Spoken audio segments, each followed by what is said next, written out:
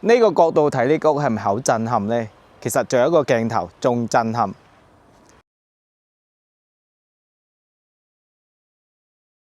呢間屋咧有180度嘅湖景嘅，佔地2.3畝，建築咧有600幾平方，6個透房。呢個屋就係一個西班牙風格嘅外立面，上下就2層。呢啲黑墨墨嘅玻璃，全部望出去，全部都係湖景嘅景觀嚟嘅。我哋入屋睇下，2.3畝就相當於1500幾平方啦。如果換算香港嘅平方尺嚟講，話16000幾尺呢個屋。呢個車庫嘅位置，大門咧就喺呢邊。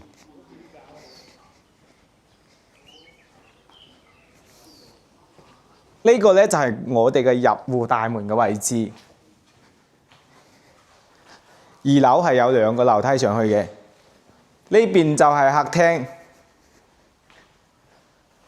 客廳一望出去就係我哋嘅180度嘅湖景。仲有個側門，側門出去嘅話就係我哋嘅花園。咁樣望落去，呢個景觀係非常之靚嘅。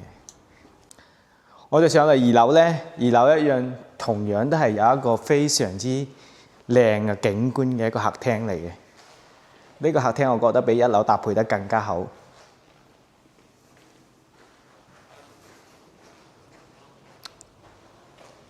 2樓係有4個透房嘅，呢邊咧就公共嘅活動空間。呢啲建築風格同埋佢個保養程度都係非常之好嘅。